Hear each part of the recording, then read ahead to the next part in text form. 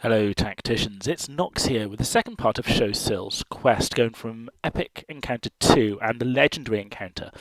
Now I have pre-recorded these so I will be talking over the top, but the team remains the same. As always, I'm not going for full points, but I am going for the full medals. So let's see how I get on with this Epic Encounter 2. Now I'm ignoring the restrictions. As I said, I just want to get the most medals. So as you can see, I've got Makatep in here. And I move Ray Vass up onto the top and trigger her Overwatch. Moving ShoSyl close, I'm then landing the Seeker missile on top of one of the Tyranids. Moving Aleph Null, I think up the side, yep, and then to the side, and then Makatep behind Ray Vass. Now the reason for that is Makatep will have his heal work on Ray Vass, which is very needed because the damage that she takes. And as you can see, I move Aleph Null up into the midst of the Tyranid so I can summon the Scarab Swarms around there. So Makatep can then move into a relatively safe position. And I got a very lucky flee off there when I was killing the main Tyranid boss there. But Makatep will move between these two Scarabs and trigger his ability, which meant they moved forward and killed some more. And then this next bit was a bit of a gamble. I was looking to see if I could move forward to attack, but I decided in the end not to and just stay where I am. I was considering coming down, but if they got past, they'd have the high ground and be able to do more damage. So I skipped the turn and then see what they do. Now, got very close there on Ray Vass, very low on health there, but again, because Makatep is close, heals her up a little bit.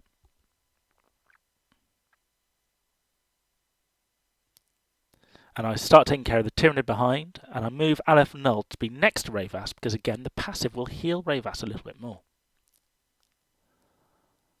Ray Vass moves out of the way. Don't want to take any unnecessary risks. And I'm left with two Tyranids.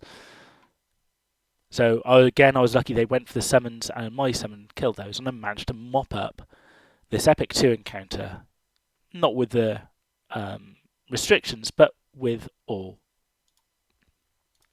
But managed to get all 3 medals. So then I moved on to the Legendary encounter, and as you can see, this is actually my first attempt at it. And weirdly, it was actually easier than the Epic 2. Now, maybe I got lucky, or maybe it's just an easier mission. But as you can see, I'm using basically everyone I can use. I'm even using the restrictions with I can't use Thutmose there.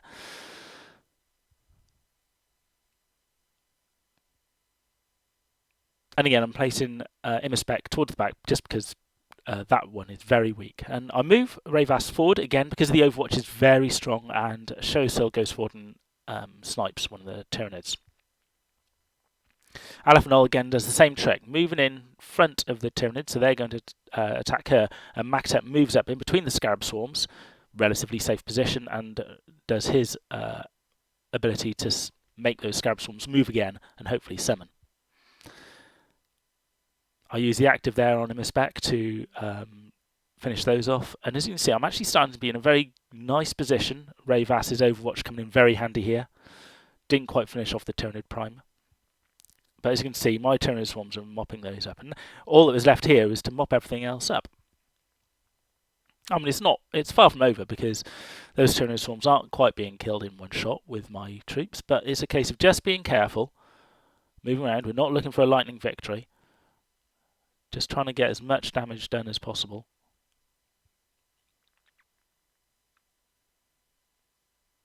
And then clean up. And as I said, weirdly, I managed to do this on my first attempt, whereas the Epic 2 encounter, which we just saw, took many attempts to complete. So hopefully these walkthroughs have been helpful for you. The one thing I would like Snowprint to add would be a way of knowing who actually needs this item from this screen. So you'd click here, and maybe around the edges it'd actually show you, or maybe above, it would show you the characters who are actually currently needing these upgrades. At least that way you can make a more informed decision over which one of these you're going to farm. I would also like to say here at the end of this video a very quick thank you to Romy Rotcap, who added me as a friend, and thank you very much. This 100 Blackstone will go to good use. It's a little thing, but it's very much appreciated by me. And I have, as an added bonus, got 10 requisitions to pull. Let's see how good, or probably bad, these are going to be. Now, I always go for the 10. You get the guaranteed character at the end, although, let's be honest, it normally is somebody quite terrible.